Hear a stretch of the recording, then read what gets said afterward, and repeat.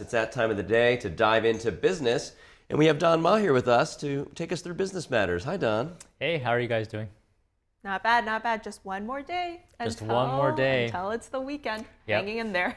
All right, going to start off here with Amazon. So something happening. They're ditching packages for picket signs. Amazon workers at 7 facilities went on strike today.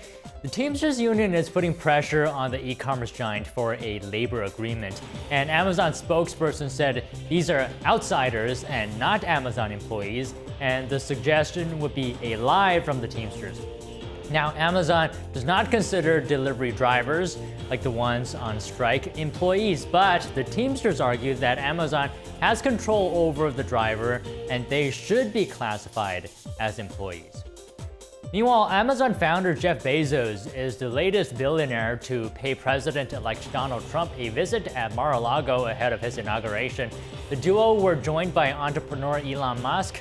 Bezos, the owner of the Washington Post, could be mending ties with Trump after some run-ins with his first term. But Bezos, who also owns Blue Origin, is just one of several tech leaders meeting with Trump since his victory.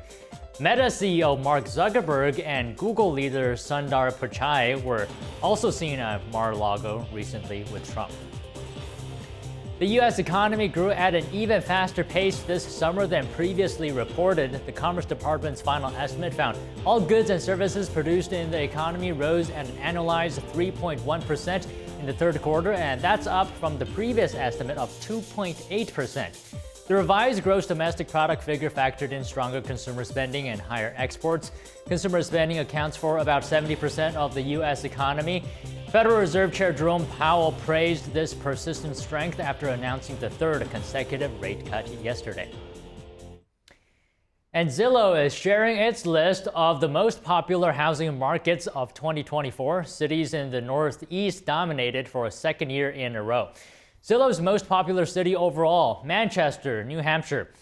Manchester's average home values jumped more than 7% the past year to $415,000. Still, Manchester remains more affordable than nearby Boston.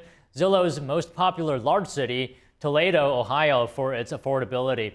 The typical home in Toledo is worth $121,000. Zillow's most popular small town, Elizabethtown, Pennsylvania, just south of the capital. Zillow's most popular coastal city is Milford, Connecticut, and the most popular vacation town is Portland, Maine. One city on the list that is not in the Northeast, Pahrump, Nevada, it's Zillow's top retirement town for 2024. Pahrump bumped last year's top retirement city, Pinehurst, North Carolina, to number 2. And existing home sales in the U.S. hit an 8-month high in November, a sign house hunters are accepting higher rates. The National Association of Realtors reported contract closings increased to nearly 5% to an annualized rate of more than 4 million. That is the most since March. In a statement, an NAR economist said consumers are getting more comfortable with the current mortgage rate level and job creation is strong. Meanwhile, first-time filings for unemployment dropped last week after a spike in late November. That's according to a report from the U.S. Department of Labor released today. An estimated 220,000 initial jobless claims were filed during the week ending December 14th. That's a drop of about 22,000 from the week before. Economists said that the drop was expected. They pointed to seasonal volatility as a reason for that previous jump in first-time jobless claims. Interest rates are going down. Federal Reserve Chair Jerome Powell announced yesterday it's lowering rates by a quarter point. It's the third time this year that rates have been cut. Here's a look at what this means for your wallet. The Federal Reserve announcing Wednesday a cut in interest rates of a quarter point, bringing rates down between 4.25 and 4.5%. The economy is strong overall and has made significant progress toward our goals over the past 2 years. The decision means interest rates for things like car loans, credit cards, and other debt will go down. If you have a $50,000 home equity line, your minimum monthly payment it's going to be $42 lower at this level of interest rates than it was just a few months ago. Greg McBride with Bankrate says the Fed looks at a variety of factors when deciding to lower rates, but the biggest indicator is inflation, which was as high as 9.1% in June of 2022. It's now much closer to the Fed's goal of 2%, but in recent months, it's ticked up again to 2.7%. And experts say Americans are feeling the impact of those high prices. Prices are still going up. They're going up the most on necessities that households buy, and your income may not have been able to keep up with that. Grocery prices were up 1.6% in November, according to the U.S. Bureau of Labor Statistics. Prices have gone up for coffee, beef, orange juice, and eggs, with chocolate soaring over 100%. Because those prices are higher, McBride predicts the Fed will be more cautious about lowering rates in 2025. I do expect that the Federal Reserve will reduce interest rates next year, but it's going to come at a much slower, more cautious, more deliberate pace because of inflation. And it could cost more to ride the subway from Queens to the Bronx starting this summer. New York's Metropolitan Transit Authority has approved its financial plan, which includes a possible fare and toll hike that would start in August, and this was expected. The MTA has increased fares every other year outside of the pandemic by about 4%. The fare increase still needs to be officially approved at the MTA board meeting this spring. It could be axed altogether if the governor offers alternative funding. A surprise second quarter loss and a new boss. Major frozen French fry supplier Lamb Weston has named a new CEO. This comes as stock for the company, who supplies global chains like McDonald's and KFC, has fallen more than 40% this year. Lamb Weston also reported a $36 million loss in the second quarter, when it made $215 million during the same time a year before. The company said COO Mike Smith would take over at the start of the new year. Russian President Vladimir Putin says the economic situation in Russia is stable, but also admitted the country faced some economic challenges. Putin said the country would experience greater economic growth this year than last year. He did mention inflation, saying that it's around 9.2 to 9.3%, but he countered by saying wages have increased by 9%. He said inflation should shrink next year. The speech took place at an annual session where Russian citizens can call Putin, and he'll answer their questions on live television. According to CNBC, the ruble weakened following U.S. sanctions in November, and a surge in military spending has led to price increases. Despite export controls, Russia appears to still be getting its hands on U.S. tech to power its weapons. Senate Democrats released the results of a months-long probe that found the government office in charge of export enforcement is underfunded and using older technology. The report said the Commerce Department's Bureau of Industry and Securities Enforcement is inadequate at every level. As a result, U.S. microchips and other equipment have been found in Russian missiles, armed vehicles, and drones as well. Members of Congress are probing China's weaponization of patents and the legal system. NTD's Washington correspondent Jack Bradley has the details from Capitol Hill. Members of Congress examine how the Chinese Communist Party is weaponizing the legal system, intellectual property, and subsidies. On Wednesday, members of the House Judiciary Subcommittee on Courts, Intellectual Property, and the Internet spoke with industry experts who have firsthand experience on this. China is actively undermining U.S. leadership by devaluing these patents, directly harming American innovators and weakening their ability to compete globally. There are also national security threats in this situation. And we find Chinese companies selling the module at a profit for as low as $7.50, whereas a Western company can't build it for under $9. Sans profit. Big question on how that happens without subsidies. China's government has weaponized its legal system with a wide range of patent and competition law tools, price controls on international entities, forced technology transfers, and by providing selective legal protections and incentives seeking to advantage Chinese companies. One of the things that happens with U.S. corporations that are not subsidized, when your budget goes down and your returns go down, you reduce your staffing at standards organizations. It doesn't occur with Chinese companies. When they're subsidized, they increase the number of individuals. Reporting from Washington, D.C., Jack Bradley, NTD News. The Justice Department is suing CVS over accusations it is filling unlawful prescriptions for opioids. In the complaint unsealed yesterday, the DOJ accuses the pharmacy retailer of violating both the Controlled Substances Act and the False Claims Act. Prosecutors allege CVS knowingly filled prescriptions for controlled substances that were not valid or not issued in the usual course of medical practice. They also accuse CVS of filling dangerous quantities of opioids or prescriptions written by those known to be engaged in so-called pill mills. Prosecutors allege this behavior dates back to October 2013 and is still taking place today. In a statement, CVS says it strongly disagrees with the allegations and has been cooperating with the investigation for more than 4 years. The DOJ says the pharmacy giant operates 9,000 locations in the U.S. The Commerce Department finalized an award to South Korean semiconductor company SK Hynix. The company will receive up to $458 million in government grants. The money will be used to fund an advanced packaging plant for chips and research and development. This will be a facility, and all going for the development of artificial intelligence products and high bandwidth memory chips used for AI. The plant and facility will be based in West Lafayette, Indiana. The Commerce Department is also allowing another $500 million in government loans for the project. It says the project will create 1,000 jobs and fill a key gap in the U.S. semiconductor supply chain. How a temporary fix became routine for the most powerful government in the world. We look at the government spending deal that presidents like Trump and Elon Musk have just helped kill. Here's the story. President-elect Trump and Elon Musk have effectively killed the latest government funding bill. Musk calling it a scam and posting on X, "Kill Bill."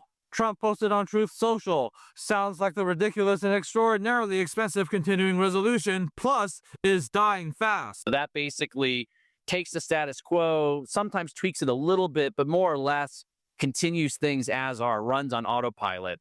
So they have more time to debate and argue. Economist Paul Mueller says Congress is supposed to create a budget for how much to give government departments. Congress rarely agrees, so it passes a continuing resolution. This funds agencies at current or slightly adjusted levels, avoiding a shutdown. Historically, continuing resolution use expanded in the 1950s as the size of government expanded. Over time, they became routine. Since 1977, there have been only 4 fiscal years in which continuing resolutions were not used. I don't expect them to go away per se, but the conversation is changing. It's, again, hard to say how much is really going to change, but again, this past week has shown that something seems to be changing. If Musk and Vivek and then Trump can kind of scuttle these deals last minute. Mueller says this episode shows that the Doge Commission indeed has teeth, though ultimately no one knows how much will change. Friday night is the deadline for signing a funding bill. If it's missed, a partial shutdown will take place, resulting in furloughed workers and halted government services. Meanwhile, GoFundMe has released its annual giving report for 2024. The crowdfunding said that people increasingly sought help for essential expenses, that is, for example, housing costs. That number quadrupled this year in the U.S. as inflation continues to trouble Americans. According to the Consumer Price Index, the cost of housing has climbed nearly 5% from 2023. Prices for life essentials like electricity and groceries also remain high. GoFundMe said in 2024, communities raised nearly $235 million globally for relief and recovery efforts after natural disasters, and more than $300 million was raised for those impacted by the crisis in the Middle East. The report also listed the most generous states. Vermont, Massachusetts, New Hampshire, Rhode Island, and Maine took the top 5 spots. The amount of money stolen by hacking cryptocurrency platforms jumped 21% from a year ago. Among the most notable hacks are the theft of more than $305 million for Japan's crypto exchange DMM Bitcoin in May, and the loss of $235 million from India's Wazirix in July. A report from Chainalysis shows that overall in 2024, the amount stolen reached $2.2 billion. The amount exceeded $1 billion for the fourth straight year, and the number of incidents rose 303 to that number. The report said most of the attacks targeted centralized platforms. It also mentioned that crypto hacking linked to North Korea more than doubled from a year ago. The United Nations says North Korea has used cryptocurrency to bypass international sanctions. School drop-off could be getting a little easier for students and parents in Chicago as fewer pupils take the bus. Rideshare options are helping out. NTD's Andrew Thomas has the latest. Everything, dear? You got your snack? Piggyback Network has been operating in Chicago for over a year. The service means parents can coordinate school pickups and drop-offs. Piggyback is really more than just a modern-day carpool. We sort of call it the complete carpool solution. Every year, parents are going to be faced with, okay, school's about to start, this sports program is about to start, this art program is about to start, and there's a scramble of logistics. Piggyback Network has set up more than 300 rides in just over a year of operations. El Amin has been contacting drivers for possible future expansion to Virginia, North Carolina, and Texas. He explains what makes his service unique. We operate completely outside of any boundaries. Every zip code, every time frame, if there's a Saturday event, if there's a summer camp, we can have parents activate and be a resource to each other in any situation. Another rideshare service called Hop Skip Drive is similar to Uber or Lyft. Unlike the Piggyback Network, which connects parents, Hop Skip Drive contracts directly with school districts. The company launched about a decade ago in Los Angeles with 3 mothers trying to coordinate school carpools. Care driver LaTanya Harris-Gooden says it's a critical service. These children deserve a ride to school, a ride home that's safe. They deserve to feel important, valuable, wherever they are. Harris-Gooden makes sure to provide a personal experience for the students. So I make it my point to make sure when they get into my vehicle, they know that I'm on their side. I'm going to get them home safely, and we're going to have a little fun too if they want to. While the passengers might not be family to Harris-Gooden, they're like her kids while she's behind the wheel. These are not my children, but when they're in my care, I'm responsible for them. I do care for them. Hop Skip Drive now supports some 600 school districts in 13 states. Andrew Thomas, NTD News. Now, 2 student loan repayment plans are once again options for borrowers. The Department of Education has announced it's reopening the pay-as-you-earn repayment plan and income contingent repayment plan. The PAYE and ICR plans set monthly payments based on borrowers' earnings and as well as family size.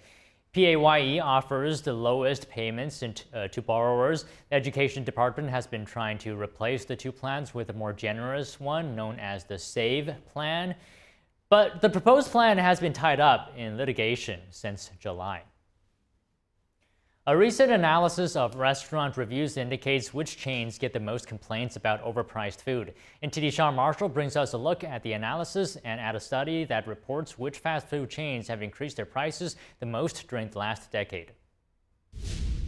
Have you ever left a review about a fast food restaurant and said it was overpriced?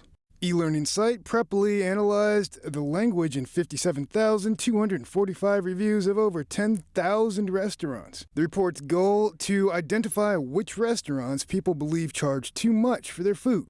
The analysis finds that reviewers name Shake Shack, Five Guys, and Sugar Factory as the restaurant chains receiving the most complaints about overpriced food. Oddly enough, New York, Dallas, and Los Angeles have the fewest overpriced food complaints out of the 50 major U.S. cities. People say they're most satisfied with prices in those cities, possibly because they expect or are used to high prices. As for which fast food restaurant prices have risen the most in 10 years, a Finance Buzz study says that many prices have outpaced national inflation rates at every fast food restaurant since 2014. And that 5 specifically, McDonald's, Popeyes, Taco Bell, Chipotle, and Jimmy John's, raised their prices at more than double the actual inflation rate. The study also says that McDonald's raised their prices so much that average menu prices increased more than 3 times the national rate of inflation. After the New York Post contacted the restaurant for a response, A McDonald's spokesperson told the paper that the study was, quote, not an accurate representation of historical or current pricing at McDonald's restaurants, and that the 2024 average prices listed in the study are significantly inflated. Sean Marshall, NTD News. And the first trailer for the new Superman movie has dropped, just like Superman crashing into a frozen landscape right in the opening scene. The bloodied and bruised Man of Steel, played by David Cornsweet, is then rescued by a red-caped Crypto, the Superdog. The trailer features a solo electric guitar version of the original Superman theme from 1978. The trailer also features other superheroes, as well as Superman mainstays Lois Lane, Jimmy Olsen, and Lex Luthor. The film kicks off the new DC universe under co-CEOs James Gunn and Peter Safran. Superman soars into theaters on July 11th. All right, ending with the stock market today. U.S. stocks ended very much little changed today. This is as an early rebound from a sharp drop in the prior session yesterday. And the Dow and the S&P 500 suffered their biggest one-day percentage drop since early August, while the Nasdaq suffered its biggest daily fall since July yesterday. Traders now see just one quarter point rate reduction by mid-2025 next year, and see less than 2 cuts in total by the end of the year. And that's it in today's Business Matters. Back to you guys. Well, you got my attention with Superman. Yeah, I'm glad to see the mainstays like Lois Lane, Jimmy Olsen, and Lex Luthor. From the trailer, from what I've seen, they're pretty faithful to the original comic book portrayals of these characters. And for anyone who's seen the trailer, they're sort of giving a nod to the golden age and the silver age of DC Comics. Just a little bit for you guys there. Yeah, I mean, I'm interested as well to see how it goes. I mean, I was a fan of the Henry Cavill Superman and the Amy Adams Lois Lane, so I'm a little sad they never got a second movie, but I'm curious to see how this one goes. Yeah, I was hopeful, sort of, that he would appear in this version of James Gunn's Superman. Like a multiverse? Well, there were talks actually, in fact, that potentially Henry Cavill would continue as the role of Superman, but in the end, they decided to go with a fresh face. Well, I can't talk about Superman without talking about Christopher Reeve, and if you haven't looked into his story outside of playing Superman, it's very inspiring. So, yeah. Well, Don, a pleasure to have you today, and we'll see you soon. Yeah, I'll see you soon. See ya.